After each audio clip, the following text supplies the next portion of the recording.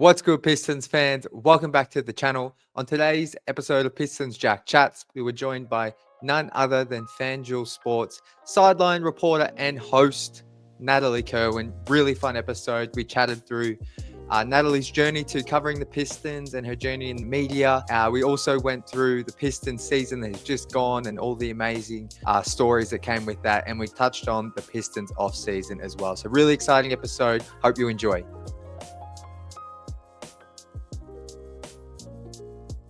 Welcome to Pistons Jack Chats, where I'll have a guest from the Pistons and NBA community join me to discuss your Detroit Pistons each and every week.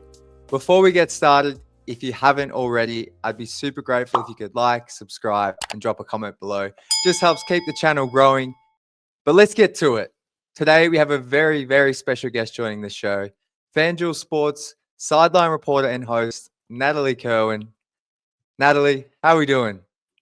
Jack, it is so good to see you. Seriously, it already feels like forever ago that I was talking to you at Little Caesars Arena for the playoffs. So sad those are done. I'm still reminiscing in the good old days, even though they're not that far behind us. But it just, watching the playoffs right now, it just does not feel the same without our guys there. So it's good to see you. It makes it feel like the season's still going on to be able to talk to you, even with the time change. Like, we figured it out. We're able to chat about this. Well, yeah, like I said to you before, the time difference right now, normally for me, so typically during the season, 8 p.m. is normally like 12 p.m. for me, but we both might be on daylight savings or something because 8 p.m. for you is now 10 a.m. for me. So I appreciate you making the time. But I'm really excited to talk to you. I miss Pistons basketball as well. It's almost now like that we got a taste of the playoffs. You just want so much more, and you can kind of forget where we've been in the past. But I guess first of all, what have you been up to since the Pistons season kind of finished? Yeah. Well, for me, my off season typically it goes right from basketball to baseball season, doing the Tigers. Now I'm not doing as much Tigers this season as I have in the past. Still doing some. So that kept me busy, like right after I got done with Piston season. We basically call April here in Detroit, April in the D, which means like April craziness, when all the sports start to cross over at once. So it was like Pistons playoffs going on. Tigers baseball was just getting started. Red Wings hockey is finishing up. So me and Johnny Kane were both running around like chickens with our heads cut off, trying to cover everything. And so now it's obviously a little bit more relaxed with just Tigers going on. So for me, I picked up another side gig. I'm helping out a friend actually at her dentist office. Like, full honesty, I really am, when I'm not working Tigers games. So it's kind of just a more relaxed summer for me this year, which is okay. Sometimes I think you need to step back a little bit, especially since our season, we were so lucky to make it to the playoffs this year. I think everyone's needed a little bit of relaxation. And so that's what I've done in a good sense. But definitely still watching playoffs right now. It just doesn't feel the same. For sure. And like, I was maybe going to ask you this a little bit later, but since we've gotten into it, like, how do you find trying to balance three different sports? I know they come in waves and the seasons tend to run at different times a little bit, but like, there must be a lot of work that goes in that we don't see in terms of just staying up to date with storylines, what's going on in the players' lives, just all that kind of stuff. Can you just give us some insight into how you kind of approach that? Yeah, well, that's a great question that I think just the average person wouldn't know, I guess, unless you're in this field. And it is crazy to balance it all, honestly. Luckily enough, like for myself, I mean, I'll fill in on Red Wings once in a while on hockey. So it's mostly basketball for me. And then, yeah, you throw in some Tigers baseball too. So it is hard. It's impossible to stay on top of every single thing at once, but it takes a lot of preparation and I think love for what you do. Because for me, I Yeah. love being able to just wake up in the morning and scroll through my social media and read the latest updates and the latest stats that might come out on a player or just a new story that comes out. Like, I enjoy opening that up and going to the local newspaper's website or the Athletic or whatever media outlet I'm looking at. Even you, Jack, I'm not just saying this because we're talking right now. Like, during Pistons season, I enjoyed opening up your videos and maybe finding a story that I didn't know about and writing that down. Like, hey, I'm going to have that in the top of my head for the next game, or maybe when that player has a good game, like without that stat, whatever it is. So to answer your question, it is hard to balance everything. I don't think any of us in this field can say we can do it all at once, but you just try your best to stay on top of everything. And I keep notes in my phone. Honestly, I use the notes app a lot when I come across something, and I'll write it down and just be like, okay, I'm going to remember this for whenever I'm covering that kind of game next. Or yeah, I'm on my TV every night, like watching Tigers right now, or like during Pistons season, if I'm not covering that game or on the road, I'm watching as much as I can. So yeah, I don't know. I'm a junkie, right? Like Crazy. I watch as much as I can, do as much as I can. I feel like that's kind of the only way to get through the craziness of it. And what will you do without the notes app? Honestly, it is the goat. I hope no one ever hacks into my phone, because I keep like all my all my passwords there. I'm like, I shouldn't say this right now. All my passwords, notes, stats, like for work, whatever it is, websites of things. Like I feel like I keep my whole life on there. So if anyone gets into it, I'm screwed. It's incredible. I fully get you on that. Although I'm not gonna lie, I've started transitioning recently to ChatGPT, but I don't want to get into that. We won't I've get into that, but I do want to say ChatGPT is our best friend, is it not? It's I've just got on it heavily the past 3 weeks, and I know there's some things that, in terms of people's jobs and all that kind of thing, but just on the surface level for organizing my life, wow, it's quite incredible. But, I don't wanna get too off topic here. Before we're gonna talk about the Pistons, but what I like doing on these shows is more so talking about the guests' life and how they've gotten to the point where they've gotten to in their career. Because I know when I was trying to figure out my pathway, like I sent you a message, I've reached out to lots of people. Um, it can be a bit daunting trying to get into sports media and trying to figure out your path. So I just want to, for those that might not have heard your story before, can you just talk us through your path to where you are today and how this all kind of came about? Yeah, absolutely. And bear with me if I end up dragging this on. I'll try to keep it as concise as possible. But to your point, everyone's story is so different, and this field is really hard to break into. And it can be so discouraging because there's no right or wrong way to do it. And so much of it is about timing and when you got into it and who you know. And there's just so many things that feel unfair about it at times. So for me, my own personal story, I grew up always being a sports nut. I grew up in a family that loves Detroit Lions football here, loves the Pistons, loves the Tigers, and the Red Wings. Like, we were just Detroit sports through and through because I'm from here. I'm from the Metro Detroit area. So I grew up loving these teams. And so for me, I was just, I don't know, I was always the girly girl growing up, but I was such a tomboy too because I loved playing sports. And then I would spend every Sunday watching the NFL here. My parents have had season tickets to the Lions since before I was born. So I always grew up going to games. And that would be like the one present I wanted for my birthday every year, which is in November. So it would always fall during football season, right? So it was just, anyways, I grew up with this sports loving mindset. I played 3 sports in high school. I played volleyball, downhill ski racing, which you don't see everywhere either here with the snow, and then lacrosse as well. So I always loved sports, but I honestly did not think about doing this as a career. It took a teacher in high school asking me where I was going to school and what I wanted to study. And I looked at him point blank and I said, I don't really know. All I know is, I want to go to a bigger school, just with a lot of students, because I grew up in a small town, so I wanted the bigger environment. But I said, I don't know. I honestly, I grew up like I loved the idea of being a dentist. Don't ask me why, but I still love going to the dentist to this day, which is such a hot take. And now the fact that I'm working part time at a dentist office this summer is just funny and full circle.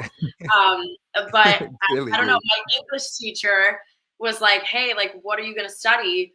And I said, "I don't know." And he goes, "Well, hey, all of us in the school know you love sports and you're good at my class. You're good at English." It was like a mix of just your typical English class, but also a public speaking class. And I just felt like I could go up in front of my classmates and just speak about whatever topic. Like, that's what the class kind of was. It was interesting. And so he just said, "Why don't you go do a job shadow at a local news station in their sports department? I feel like this could be a good career for you." And I said, "Okay, if you say so." So I went and shadowed at a station here in Detroit, and I fell in love with it. Took me one day. So I came back the next day to school after I did the job chat, and I said, okay, I think I'm actually going to pursue this. So I went to Michigan State. I got my degree in sports journalism and broadcasting. I minored in Spanish. That's a little fun fact about me. I do know some Espanol. I honestly, I set my mind to it, and I didn't even change my major once. I just said, I'm doing this as a career. It took one teacher kind of setting the light bulb off for me. And so, yeah, I get to school and I did every internship I could. I did sports radio. I did sports broadcasting. I did podcasting. I wrote articles. I did everything I could to make myself really well-rounded so that by the time I graduated, I could find a job and be, valuable to any company that might want to hire me. And so I graduated during COVID, which was hard because it was impossible to find a job. But I got a job at a news station right by Michigan State, actually, and spent 2 years there as a sports reporter and anchor. And I covered Michigan State University. I covered high school sports, Michigan State basketball, which was so fun. And that's where my love of basketball really came to light, because the program at Michigan State is obviously pretty historical. And it just all came together for me there. So, worked for a news station, and then a job here it used to be Bally Sports Detroit, now FanDuel, became open. And we can talk more about it later too, kind of how I got it. But in a sense, just kind of who reaching out to people, not being afraid. I had reached out to a stranger on LinkedIn and was like, hey, I want to get a job here. How do I do it? And within 2 or 3 weeks, I interviewed and got the job. And I've been here now for 3 years. It started as me just working in social media, actually, but they liked that I had experience on camera at a news station. So they were like, hey, you might have some chances to fill in on Pistons basketball. And so my first season, they just threw me into it. They sent me out on the road for my first game. Pistons, Lakers. Do you know how intimidating that is to see LeBron James run like back? crazy. Well, big leagues, Nat. Like, this is it. So anyways, that's just kind of the whole story in a nutshell. It was like someone giving me the idea to do this, and I'm like, yeah, you're right. I'm going to do it. And here we are, I guess 5 years later, post-graduation, I'm here living the absolute dream. It's crazy. Like, there's so many things I just took from that, but like, I know there's a lot of. No, it's so good though, because the things that really resonate just with me is like being like really diverse, like doing a number of different types of content. And your in was through social media initially, and then that kind of led to being on camera. Like, I feel like a lot of people who might not be aware that like these sort of opportunities can just pop up, and reaching out to people as well. Like, I love hearing that, and like not being afraid to not get a response, because it can be intimidating, but it's so worth it. And you never know, even if that conversation you have with that person, it's very rare they're going to say, yep, here's a job. That's probably not going to happen, but you never know where that can end up in 2 months, 2 years, even. Like, so there's just so many good pieces in there for anyone looking to get into the industry. Like, seriously, re-listen to that from Natalie, because there's so many good nuggets of like information and inspiration in there. But that's crazy. I knew your story. You did some social media with Bally and FanDuel, but I didn't know that's what you did first. That's crazy. I know. And so it's still sort of part of my job title as well. But now it's transitioned more to doing the on-air stuff, I guess, just as they've thrown me into it, year after year. I've gotten a few more games each season I've been here, and I've just, tried to show them that I'm going to do the most prep of anyone. I'm going to work really hard. And, this is a great team, the Detroit Pistons, to kind of show that with, right? Especially after this past season. So. Absolutely. And you kind of alluded to it there with that your first game was in LA. What's it like being on the floor in like a high intensity game, like in just some of the positions you are when you're covering the game? Like, is it something it took you a while to get used to? Were you natural? Like, just talk us through that. I still get nervous. I'm not going to lie. I do. It never goes away. It might one day, but it's almost just a nervous excitement, because you're in an arena full of up to 18, 19,000 people, 20,000 people, whatever, it varies. Still, that's a lot of people. And then you think about who's watching you on TV and the hundreds of thousands of people that are watching FanDuel Sports Network or have League Pass or however you watch the games. It's like you kind of think about the number that's watching, and it's just like, what? This is crazy. But to answer your question, being there actually in the arena, it's intimidating. It's loud. You're hearing the sights and sounds. You got the guys behind you. Like just walking in even 2 hours before tip time, you're just looking around, taking it in. And some of these arenas are so just historical, and you know what environments you're walking into, and the fan base is there. And it never gets old. I get this feeling of chills every single time because it is, again, like you're so excited to be there and so grateful. And it's like, what is my life? I get to do this. And so for me, honestly, it's like that first hit that I always do right at pre-tip, right after George and Greg do their open to the game, like right at 7 o'clock.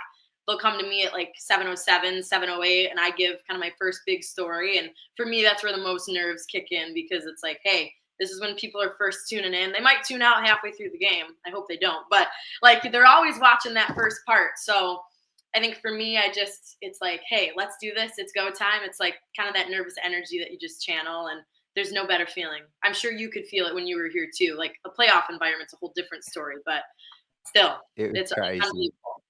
I'm just sitting in the stands though. I'm not speaking in front of a camera. But That's true. no, it's different. Sort of the same in some aspects.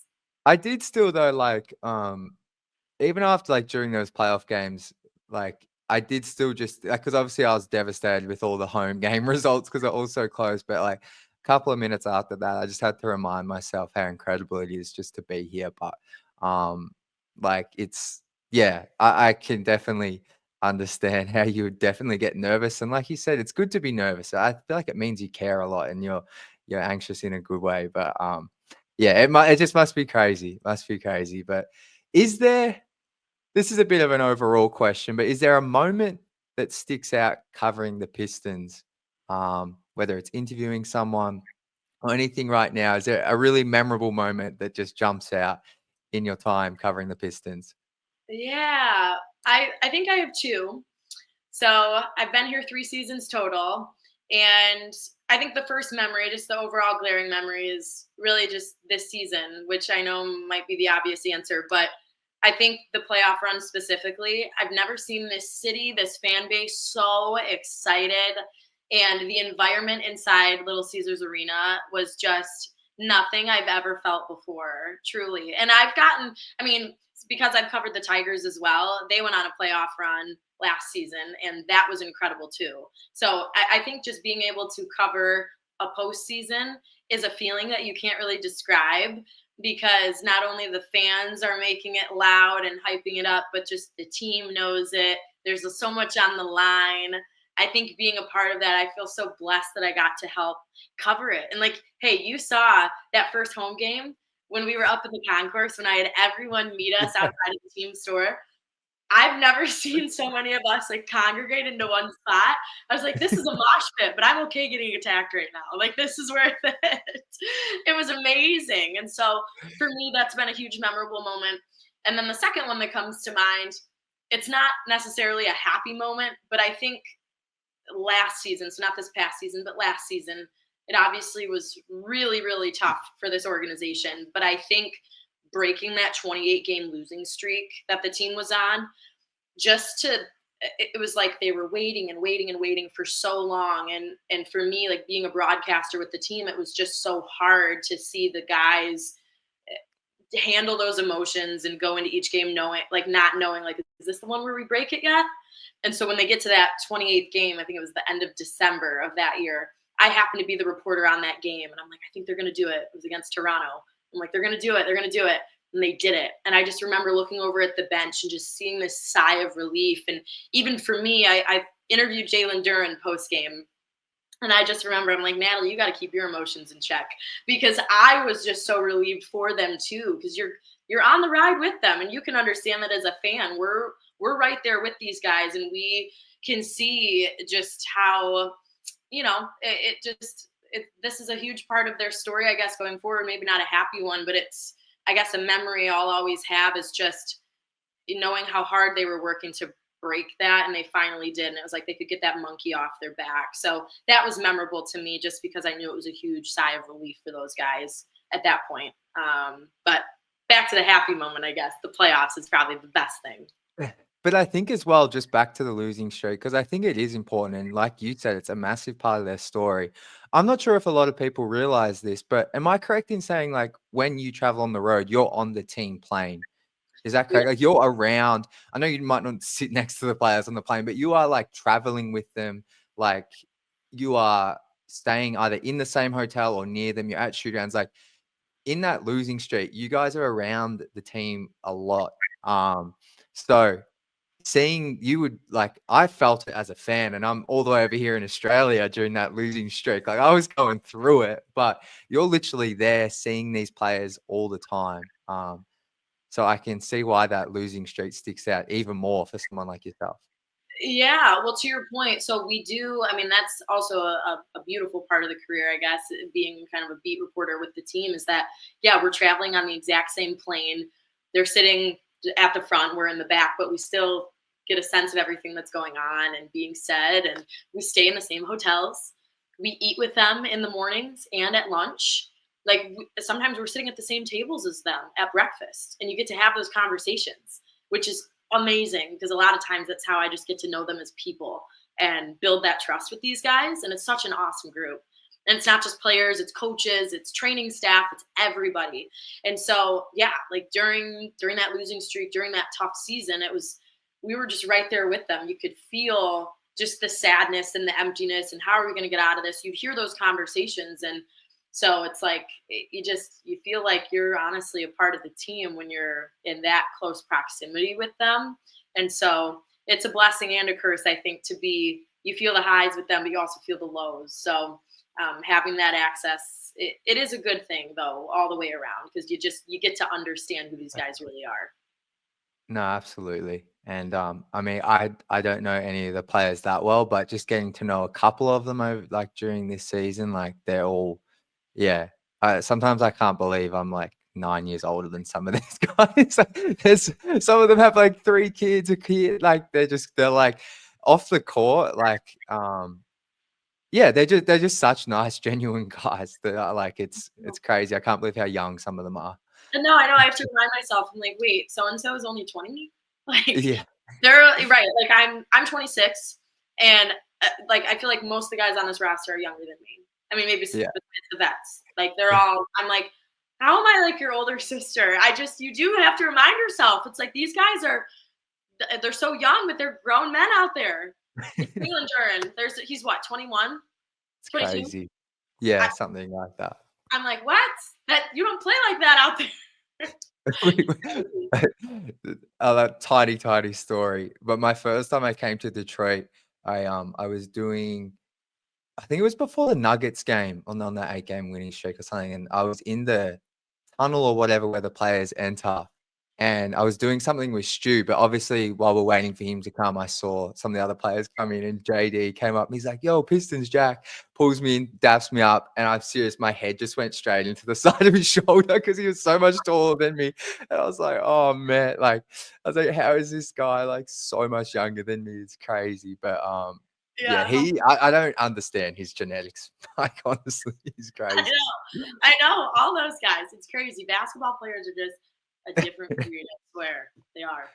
It's insane. It's like I've been to a lot of live sporting events.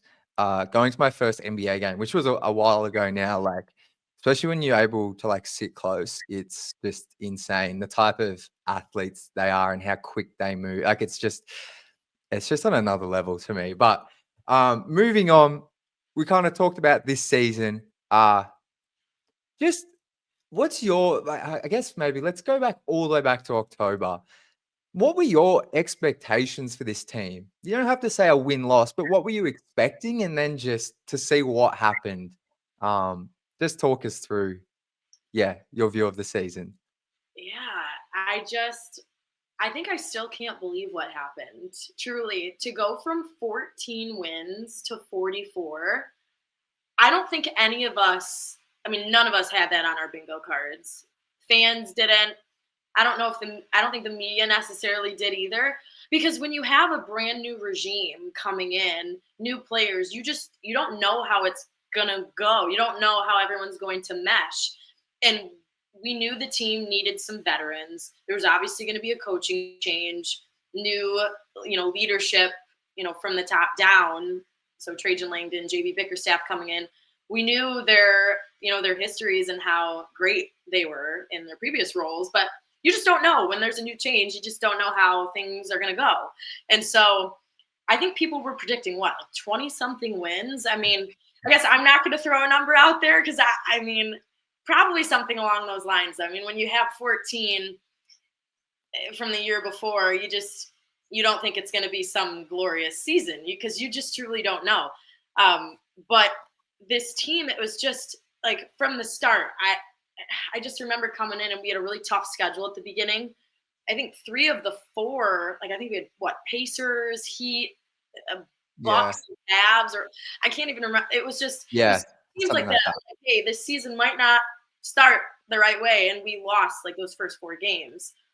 But then after that, it was like, okay, now we're seeing the veterans come in. Now we're seeing how JB wants to coach. We could hear from his summer intro press conference, along with Trajan, what their goals were. Like, hey, let's get back to that gritty Detroit style of basketball, that mentality. And JB is so defensive minded along with Trajan. And that's obviously a huge part of what we improved this year and what we really needed. And so I felt like we started to see that. It was just, we started to have just a little more light at the end of the tunnel, I think, is even just at the beginning of the season, it was like, okay, we might have 2 losses, but then we had 2 wins. Then you might have a loss and then a win. And then it was like, okay, we are piling on some wins here. And then at the start of the new year, Jaden Ivey goes down, and it's like right when we felt like the season was going to be off on a good note, we're like, oh no, we just lost one of our studs. What are we going to do from here? And then Trajan Langdon to the rescue at the trade deadline, and we pick up Dennis Schroeder, which was an unbelievable pickup.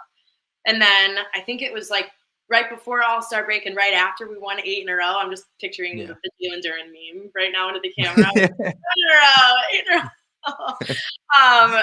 And it's like, okay, wow, this team is coming together. And it's like, this thing is possible. And then it's like, you hit 20 wins, you hit 30 wins, and then it just keeps on going. And it's like, what is happening? I feel like, did you feel that too? It's just like, what's going on? And then Cade Cunningham's having a breakout year, becomes an all-star. We knew it could happen. It just, at least for Cade, but I don't know. I felt like everything unfolded quicker than we could have imagined. And then you end the season on a playoff run, and it's like, okay, I can't wait for the documentary to come out, because what was that? Tripling their win total, the first team to ever do it from the year before in a full season, and then winning your first playoff game since 2008. Just all the things. It's like, I don't know. I still just can't believe it, Jack. I don't know. My expectations were kind of low. They were.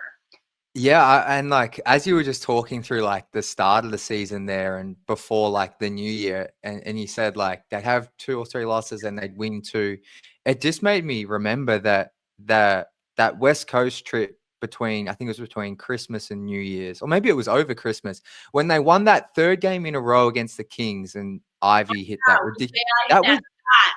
Exactly. That was the first time they won 3 games in a row since 2019, and it was like, wow. And I remember how excited I was just then that they won 3 in a row, because it had been so long. And then to think only 4 or 5 months later, they're taking the Knicks to, I think it should have been a 7-game series easily.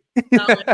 I don't care what anyone says. Yes to that. And also, we made them tougher going through the playoffs.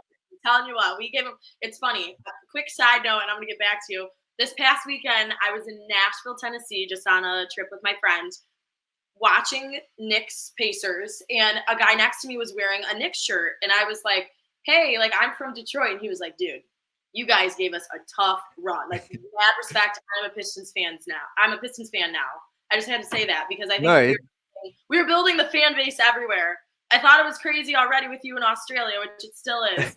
But we're building it in the US too, which is amazing. So I had to add that in there. Like, people know that was arguably probably the best series of the Exactly. postseason, I think.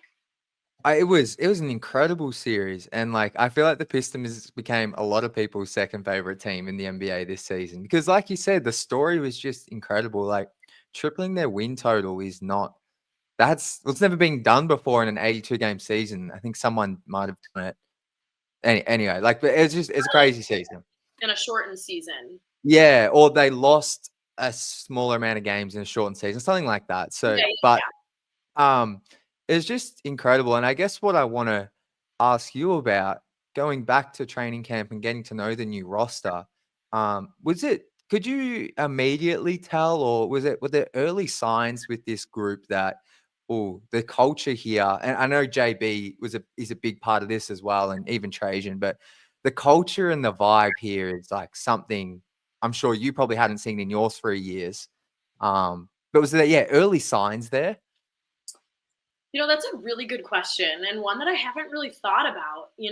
I think you never know really after the draft, like, how your new guys are going to be. I loved Ron Holland as soon as we got him, but you just don't know who these guys are going to develop into and who they really are once you get them fitted in with this roster. And so, early signs. I mean, I think honestly, listening to JB Bickerstaff's press conference and Trajan as well, when they both came in here on what they wanted to do, coaches and GMs and presidents can come in here, any organization, and say, like, hey, we're going to do this, we're going to do this. And so, yeah, you believe it. You don't know if it's actually going to happen. But what they preached to us, they did. And this team listened to it. And I think we could see in training camp, like at Summer League, you could just see these guys starting to come together. You could see the potential of a guy like Ron Holland, Bobby Klintman, Malik Beasley. The minute he got here, it just, with his Detroit roots and him being the goofy character that he was so ready to be that guy, that leader here coming in, and he wanted to be here. So I could tell even just the way like he was tweeting stuff out and posting when he got here, like, hey, this is going to be a turnaround year. I'm ready to be a leader for this group. You could just sense that this team was going to get some older guys in here that they needed, that could be leaders verbally and also on the floor. So I think there might have been a few early signs, but nothing too crazy. I feel like we couldn't really tell. Do you agree? Or maybe there's something that you thought that I didn't, but.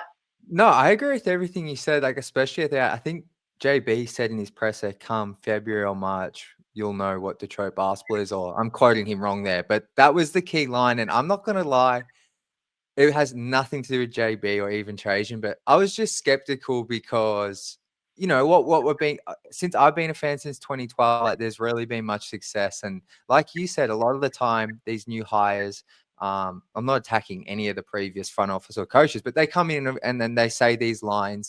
And more often than not, since I've been a fan, it hasn't come to fruition. But JB was literally on the money. I'm pretty sure that winning streak was in February and or end of Feb, early March. Like it's like he's a fortune teller, and it was just. So I guess looking back at that, like you said, the signs were there, and I think I love how you brought up the social media aspect with Malik, and I think Tobias as well. I think it was so important. I feel like since I've been on like Twitter and that kind of thing in the past few years, like Pistons players have been quite inactive. And I understand like blocking it out because there's a lot of negatives come with social media. But I really think having someone like Malik posting so much really encouraged the others to post. So just after wins. And I think that really endears you to the fan base because that gives you an insight into the players. Even if they're just posting highlights, like the captions they put, them replying to each other, that stuff really helps just build a really positive community. I think if obviously there can be times it doesn't come off, but that's why I always stood up for Malik when people were like, he shouldn't be tweeting after this. But I was like, you can't have it both ways, guys. Like, but I love that you brought that up because I feel like that really brought the team together. I feel like it let us in a bit more on getting to know the team. And obviously, all the Pistons social team, shout out to them. They were incredible with all their their insights and behind the scenes stuff. But I love you brought up the social media aspect. Yes, I know. I want to give them a quick shout out too, because even for us on the media side of it, it was amazing to see even just those quick videos after games. The Pistons won again. It's like we're waiting for Tobias Harris to say, "Play my song," like all the things. The pregame dance videos. Whoever it is, like people trying to guess if it's Cade behind the camera as the admin during that, which we still don't know. I was trying to figure that answer out for us. Still don't know about that. That's a question for this coming off season. But so we're gonna figure that out. But anyway, it's like those moments. Exactly what you said. Bring in the fan base even more. You might get a random fan off the street or a fan of a different team that's like, hey, I like how these guys play. I like how fun they are. The team chemistry, you can't help but just smile and laugh when you're around them. Like whether it's you're seeing it in person. From my perspective, I feel like I'm so lucky because I get to be right there. I know you've sat outside the locker room, like when you said you bumped into JD and got absolutely bodied into his shoulder. But just being able to see that and that chemistry, that's another big aspect of why this team was able to have so much success. Like I want to add that to this conversation as well. It's like they just had so much fun and they truly love each other. They are all best friends. The young guys, the older guys, whoever, they're one big family, and that can make all of the difference, regardless of the talent. Exactly. And I really feel like you brought it up earlier, but going through what they went through, particularly last season, brought that core group. Like, I feel like that's something they're going to look back on. It just brought them so much closer. But I want to talk to you about Cade Cunningham, obviously the franchise player. We've already kind of touched on like his improvement, like on the court. What's it been like getting to know him over the past 3 seasons? And then maybe just touch on his improvement this season as a player and a leader. Yeah, well, he's such a good guy. I tell everyone that you won't find a nicer player. I mean this whole team honestly is so nice. Like Isaiah Stewart, as much as outside people that aren't Pistons fans might think he's a menace. Yes, he is on the court, but he's one of the nicest people you'll talk to outside of playing basketball. Cade Cunningham, he's just a good guy all the way around. We have seen him go through hardships of injury and shortened seasons and what he went through last year as a player. I mean, what the whole team went through. And then this year it was like, okay, this guy could be poised for a breakout season. And that's exactly what he did. Like, I feel like he took it upon himself to really understand in talking with JB Bickerstaff as well. Like, hey, you're like our number one pick. You are going to be the guy. You are the guy, and you should believe that you are. And I just feel like he took it upon himself to, I mean, he improved in every category statistically. When you look at how he did last season to this past season, numbers wise, I don't have those in front of me, but it's like just everything improved. He'll still say that his turnovers are a big issue, but those are just improvement time and getting calls. That's another thing. The longer he's in this league, right, the more respect that he'll get. But even that, it's like dealing with that this year, maybe not getting all the calls that he should have. It's like he doesn't go and complain. He takes it under his belt and uses it as motivation. Like that's the kind of player he is. And he owns up to when he makes mistakes. You talk to him in the locker room after the game. He'll admit if he had a bad game.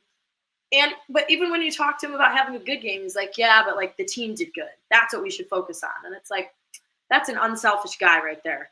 And you can't help but respect that. So for him to have his first all-star season, to be like in the running for most improved player, what else? Third team All NBA, which I think he was snubbed there, but yeah. It's just, I agree.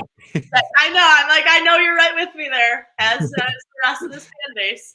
I'm happy that he got some national recognition that he's deserved, right?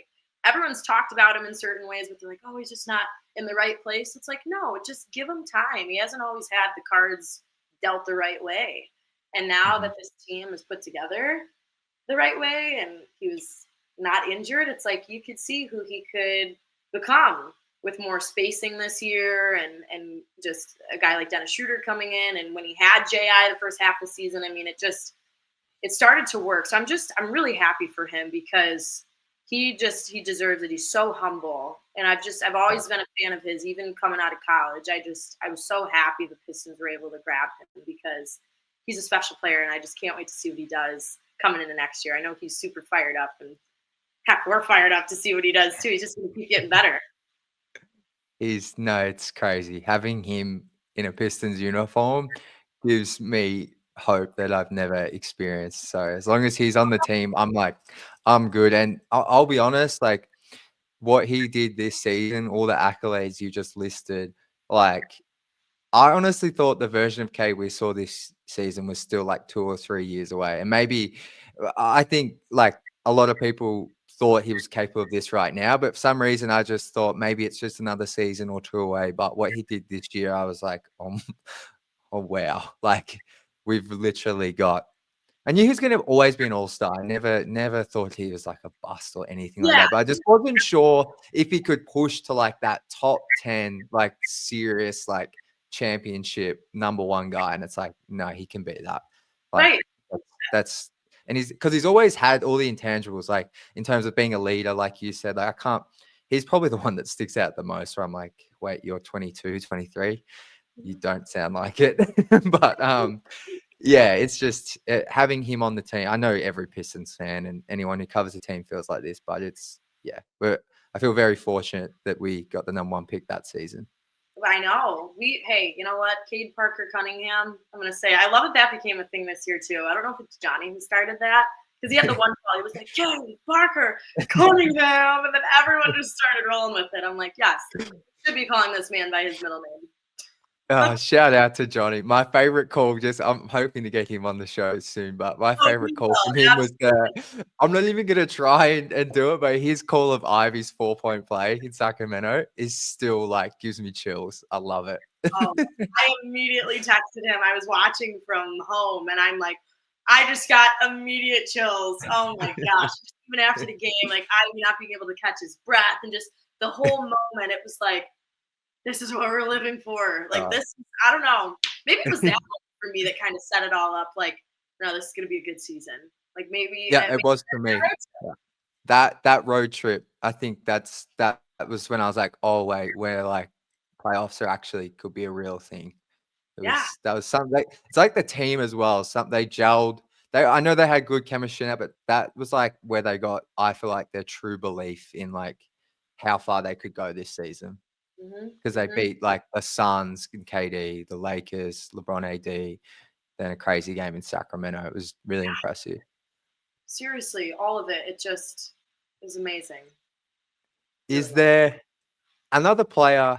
Is there a player that, apart from maybe Cade, that surprised you maybe with their season? Not that you didn't think they were capable of a season like this, but is there anyone that stood out as like a real wow, they improved this season, or I just didn't expect that? Yeah. I think there's two that come to mind for me. One, Asar Thompson. I think as much as it was so heartbreaking to see Jaden Ivey go down, it really was. And I think at the time we were like, what's going to happen? Who's going to step up? Who's going to start? Like, how are we going to make up those minutes, those points? Who's going to be the guy? And I honestly thought with J.I. being out, it gave Asar an opportunity to start and get more minutes. And he was playing catch up anyways with his blood clot problem that he was going through. And, medical staff wanting to watch his minutes and be careful with that. But I just feel like he had an opportunity to come out and just, I don't know, get more experience on both ends of the floor. I mean, we know we love him on the defensive end, but even offensively too, I just think some of the moves he made at the rim this year, there are some, like, I can't even remember what games. You might have a better memory than I do at this point, but there were just some moves. I'm like, how did he just get that shot? Like spinning, like just easy bunnies, like crazy. There's that. I posted it on Twitter, that spin move, I think in game 1 against the Knicks. Like, yes, that was it. I'm like, that looked fake. That was real. That was like NBA 2K. Like that wasn't real life. Literally. So I just think some of those moments, it was like, wow. Like I just think obviously the more playing time you get, the more reps. It's just the easier the game slows down for you. And I think Asar, we still forget how young he is too. He's another guy. It's like I felt like he came into his own even more. I loved watching that. And then the other player, I think, honestly, I would say that changed a lot, even from the beginning to the end of the season, is Jalen Duren. And he'll admit it.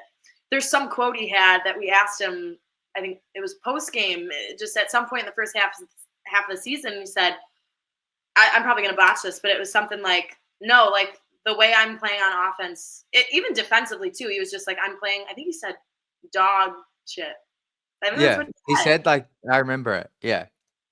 Something like that. And he's like, I self-admit, like, I'm not playing to my potential.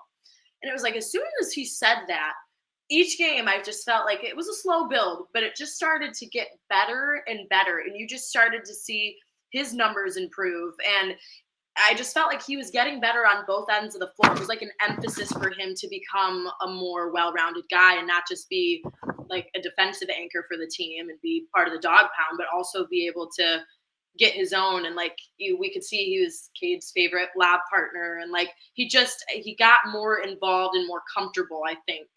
I don't know exactly what made the light bulb go off for him, but he would just always tell me when I'd ask him, like, I don't know, I'm just really trying to make that a big part of my game because the team needs that from me. Like, I need to be contributing and not just being the guy on the glass. Like, I need to actually contribute some points here too and be more of a well-rounded guy, not just your typical center, I guess, that you just put out on the floor. So I feel like he matured a lot. So those two guys stick out for me. I think that self-awareness and just to say that is huge for like a 21-year-old, like to admit that in front of like a full, like after like post game at a press conference to admit that and then to back it up. Because I think JD with like, we're spoken about how big he is, his size, and it's crazy, like his athleticism. But so he's always going to be a guy, I feel like, that if you give him 25 minutes, he's going to put up numbers. But I just really felt like you indicated, like from that point, it really felt like all those numbers now were like leading to like more like impactful minutes and winning. And that's a very simple way to put it. But I've always felt like JD can do anything in the box score, and sometimes you don't really feel it on the court. But whenever he said that, it was some midpoint of the season, he just completely changed, and the effort, the motor, like, and I thought he was really good in the playoffs as well. Yep. Obviously, Cat is a guy is going to expose some of the stuff that JD struggles with, but that's why Cat's so special. I thought JD really stepped up. So no, I agree with it, both those two, like surprising me. Like there's lots of players, but those two definitely were big improvers for sure. Moving on, I have some stuff here, just a little bit about the off season. What are your thoughts on the Pistons off season and the direction they are heading? Well, I think there's nothing but positivity to look at when you see this team moving forward. Although the playoffs didn't end the way they wanted them to, my goodness, there's so many things to just be happy about. And knowing as of right now, we still have this roster all together. And who knows? Nothing could change, or there could be some changes. And that's what's going to be interesting is like what's going to be the unknown and what's going to happen. And I keep hearing, I'm sure you're hearing it too when you read and you just, when you're watching, ESPN and whatever, it's like, this could be the craziest NBA offseason we've seen. We already saw the trade deadline was absolutely nuts. So we could see just throughout this summer some crazy changes. So who knows if all the guys that are here now are going to stay.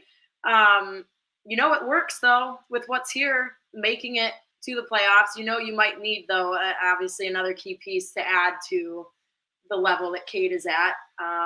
So who knows? I guess I'm not going to speculate. You see the articles, you hear the rumors. Oh, listen to this trade proposal. Some of them I'm like, what are you guys talking about? Like some of them I read and I'm like, what are we doing here? Like you want to break up like a part of the young core, or like I shake my head at some of those. I'm sure you see that too. But I'm confident regardless of what happens. Like let Trajan Langdon cook. I'm ready. Like, he knows what he's doing. He knew what he was doing bringing Dennis in and the veterans last offseason. Like, I trust whatever's going to happen is going to be the best thing for this team. I agree. I'm for this offseason in particular, I'm with you. Keep that young core together. I know maybe financially a vet or two might leave because the Pistons might not be able to retain them, but in terms of the young core in particular, like we just spoke about Cade, Jalen, and Asar. Like we didn't even talk about Ivy. I still consider Stu kind of a part of that core. Like there's Yeah. so much there, and I feel like they were all such huge contributors to the success we had. So no, I I'm know with you you on that hit for on sure. that. Of course, I mean, they both improved in their own ways too. Like it just Exactly. everyone took. It was either big steps forward or little steps, but still in a great direction. So yeah, I don't know. I feel good. I feel good, dude. Exactly. Like I understand like some fans because I think some of these trades that come up on Twitter are like some fans just almost a little bit bored in the off season. But I think some fans are almost like, well, we just got this far, like we can't relax and miss our window. But it's like we literally won 14 games last season. And if I would understand if our young players weren't the reason for the winning, like if you know what I mean. But I feel like they were all absolutely crucial and they've got such a special bond and chemistry. Like I think there's so much in we've never had stability with the roster in the past 4 or 5 years. Like bringing back a lot of those guys, I think will help you start next season really well. And just there's a lot in that, I think. Yeah, just the comfortability of it and just Mm. knowing like it like I said earlier, it's such a family. Just what I see on the bus with them, the jokes, the laughing, even like the music they play, just all of it. It just feels like why break up something that's so good? Yeah. Unless you have to, like you said, if some of these guys, the veterans, want big contracts, then you got to talk and figure that out. But I think for the most part, if you can keep what's good, just keep it on rolling. It's I don't know, it's tough. It would be sad to see, but whatever happens, it's meant to happen. And it'll be okay as long as you keep that young core together. I agree. That's what's important because they've been through the ups and downs together, started together, and I think as long as you have those guys, we'll be all right. I agree. And this kind of leads us to our final segment here. Just some rapid fire questions, some from myself and some have been submitted by fans. So I've got two here from Sarah. The first one is, and we kind of spoke about this just then, but how do you personally feel about off-season moves and trades after getting to know the players? Is it hard to say goodbye? That's such a good question because, I'll make this rapid fire though. I won't drag this on. Yes, I think it will be hard to see if guys leave. I'm gonna be sad. I'm around them all the time. They become like my brothers in a way. They see me as a sister. Like, and I've been around them now a couple years. So yes, I will be very sad if guys go. And another one from Sarah, just on the back of that. Is there a Pistons player you miss having on the team? Is there Ooh, anyone in the past that was a good vibe? that's such a good question. Who do I miss? Who do I miss? Uh, I don't know. Gosh, that's hard. I'm trying to think of. We lost so many guys last year. You know who I miss? Isaiah Livers. Good Yeah. dude. He's from here. He's from Michigan. He played at Michigan. So he was a Detroit guy through and through. Good guy to talk to in the locker room. I miss him. Love it. I wasn't expecting that name, You but I were? love it. I know. I just kind of pulled that But out of nowhere, but I, hey, I don't cover three sports like you. I only watch the Pistons, and I even forgot some of the players we've had. So that was a great answer from you. um, we've got two questions here from Tom Her, aka Korean Pistons fan. Tom! Shout out to Tom. Uh, favorite city to travel to for work, and I think he also asked, "Is there a favorite arena you have going to as well?" Mm. Favorite cities?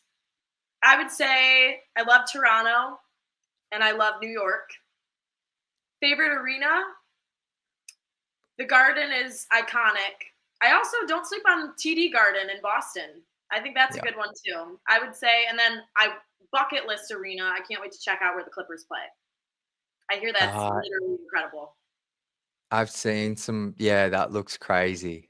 I agree with you though. So my first ever Pistons game, we were in New York in 2022. I'd never seen the Pistons play, and they were playing in Boston. So we drove there, and yeah, the Pistons actually won that game, which was crazy. But that arena is amazing. Yep. Like both those arenas you mentioned are special. The other one from Tom was go to Detroit food spot. Is there anywhere you can recommend? Ooh, I feel like I have a lot. I mean, I love You Detroit. can do multiple. I know, I can do multiple. Okay, I know this is rapid fire. I love Detroit style pizza. There's 2 good spots here. There's Buddy's, which I feel like I told you to try, but there's another one, Shields, that's really good. And then I'm a sucker for Italian food.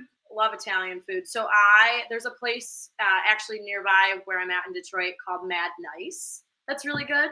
That's an Italian spot. I go there a lot. I feel like those are a few good staples, but there are good restaurants everywhere. That's one thing about Detroit that people don't know is there's actually really good food and new restaurants popping up all the time. There's my answer. I love it. And I did try Buddy's, and it's incredible. Best pizza I had so far in Detroit. I've tried some other chains, and they were nice, but Buddy's hit the best. All right. Another last fan question here is from Maddie Fresh. Favorite player to interview? Is there someone that sticks out? Can be on the team or previous. Yeah. I think I'd say Malik Beasley. I always love talking to him. And it's just funny. If he had a good game, I'd always love to get him to just like say something or like shimmy for me. You can't help but love the guy because he'll get into it. Like, I don't know. He got Cade to say, he's like, don't touch me, I'm sizzling. Like that whole conversation. Like Malik was the one that came over and got Cade to say it. So I think he brings it out of other people. And he brings it out of me too. And I'm sure Johnny would give a similar answer. Malik's just fun. You want to talk to him. You're like, he had a good game. All right, we're grabbing him. Yeah. I love it. I thought that might be the answer, but I still wanted to ask it. Hey, I could have got another sleeper pick from years past. I could have shocked you with one, but I didn't have one that could slide. A couple more here, and then we'll wrap up. This is a funny one. Do you have a pre-game ritual, or are you superstitious at all with your job and what you do before you go on camera, or is there anything like that? Yeah, I mean, pre-game ritual. I mean, I try and get like a workout in before, so I feel like I get my energy up. But honestly, when I'm putting on my makeup and doing my hair, I turn on like hardcore rap music in my apartment and crank it up. I probably make my neighbors so mad, but I feel like that's a way to just get me amped up. Like we're going to do the arena, we're getting pumped up. Like I'm cranking it on my speaker. I have all different artists going. I have Drake, I have Lil Baby, I have like all different guys. Honestly, this is a funny one. I'll hear like the guys when we're on the road at shoot around or whatever turn certain songs on the aux that I've never heard of, and I'll quickly like Shazam it and add it to my playlist, even if I've never heard of the artist. I'm like, dude, this is good. This would get me pumped too. Let's go. And so then I start like jamming out to it, even if I don't know the words. I'm like, okay, I can see why the guys are vibing to this. So yeah, I'd say a lot of hardcore rap I would add to that. Mm-hmm. I love it. I love that. One of my like favorite things of like doing this so far this season has like getting to know Detroit culture a little bit more, and just like getting like to know like Detroit rap and who the people are. So I try and put them on my posts these days. But there's some really good music in Detroit. I know the people you mentioned weren't from Detroit, but I just wanted to shout out Detroit rap because I've really been enjoying it. We're not forgetting about the Detroit rappers at all. At all. So they're on my I wasn't trying to make you look bad. I just wanted to add that in because I thought it tied in nicely. Final one here. I'm ready. And this can be across all sports, anything you've done. Your career highlight to date. Career highlight. I mean, I feel like it's so hard to pick one. I mean, just living my dream. Just being in this city is just so fun. It's such a sports town, no matter what you're covering. But even just Pistons specifically, I have such a love for this organization. Just from the top down, it feels like a family. The fan base is a family. Like you could see the way I even reacted just to hearing like Tom was asking a question. I'm like, yes, I've never even met you, but you're awesome. Like you even wanted me to be on your podcast, Jack. It's just, it's amazing. This is all part of the memory, the dream, the moments that I add up. Like, and getting to meet so many of you during the playoff run was just, it made my heart so warm. I just love it. When I truly say I pinch myself, I do. I take a lot of moments to journal. That's another part of like my morning routine that I also do on game days, of just being grateful for where I am, what I'm doing, and just being a part of this is just a blessing. And to go through, the highs and lows, and the season they had previously to what we just witnessed last year was like I was just on cloud 9 24/7. Like I get to go to work. It doesn't even feel like work. So I would say that as a whole, and just some of the people that I've gotten to meet in the interviews, just in this job, I've gotten to interview Barry Sanders, who's my favorite athlete growing up. Detroit Lions, one of the best running backs of all time. Calvin Johnson, same thing, Lions legend, one of the best to ever do it. I got to interview my first season Ben Wallace and Rip Hamilton. Actually, that first game, sorry to go off on a long tangent here, but the first game that I ever did for the Pistons in LA, Rip lives out there. And so he came, and my producer was like, hey, you're going to interview Rip Hamilton. And I'm like, well, am I actually like, so I'm going through my head. What do I ask him? Do I ask about the mask? Do I ask about, where do I start? The championship, whatever. So anyways, it's just, when I think back, more memories are popping up, but there's just so many little things I feel like I've been blessed with in these 3 years here. It's just incredible. And I can't wait to see what happens from here on out. Seriously, it's the best. No, that's amazing. And you actually just brought up one question I want to ask. Those interviews on the spot, that's just, are you doing that like kind of off the cuff? Not off the cuff, but like if there's someone you weren't expecting to be at the game that is there, like does your producer just say something to you and you just have like a few minutes to go, okay, I'm going to ask this and this? Or do you normally, is that always pre-planned? You won't normally go to an interview? Like, yeah, it depends. Like if we bring a guy on pregame, I'll know ahead of time. And so I'll be able to plan some bullet points out, show my producer, be like, hey, I think this is good to ask, or should I go in a different direction? And so I'll get feedback there. But sometimes in game, when all of a sudden I'm like, I'll talk to my producer, like on my microphone, I have a little button that actually goes to my producer's earpiece, who's out in the TV truck, like outside of the arena. For people that don't know, it's kind of crazy. We're all kind of spread apart. But I'm like, hey, I see so-and-so sitting on the sideline. I might try and go grab them. What do you think about these couple of topics? And then I just kind of whip out the questions, or quickly, like, I really don't know. And my producer's like, hey, go grab this guy at the next timeout. I'm like, oh. So I quickly go on like Wikipedia or just on Google, and I'm like, I just look up a couple of big things about them, or like whatever the first few articles are. I feel like I just grab those topics and I just roll with it. Or if you have to, it's almost just like hey, how's the environment? How cool is it being at a Pistons game? Like, depending on who it is, sometimes you just got to play it cool if you don't have the time. But it just depends. But yeah, for the Adam Silver interview, which is another one where I was like, what? I did have time to prepare for that one. So, and I'm glad I did. I love it. Well, that's going to do it for today's show. Awesome episode, Natalie. Thank you so much for joining today and taking the time. Please just quickly tell everyone where they can find you, whether it's on socials and anything you have coming up. Yeah, you guys can find me on really all social media platforms. My Instagram is at Natalie Kerwin. My Twitter, or my X, and my TikTok are at Natalie Kerwin1. And yeah, I mean, I'm active on all 3 platforms. You guys can find me there. I try and post as much of my work as possible and interact with the fans as much as I can. And I just love being a part of it. So anyone that wants to shoot me a DM, needs advice, I'm here for you on any platform. Seriously, reach out, and I want to help the next wave of people come up and just talk to you Pistons fans about the exciting season we have ahead and the off season upon us. So seriously, don't be afraid to reach out, because that's what it's all about. So seriously, love this fan base. Love you guys. Jack, you are the freaking best. And we're lucky to have you here as part of our Pistons fan base. I appreciate that. And all the links will be down in the description for everyone to go follow if they aren't already. But like I said, that's going to do it for today's show. Thank you so much for tuning in. If you could please like, subscribe, drop a comment below. It all helps. Appreciate you all. But as always, go Pistons. Go Pistons.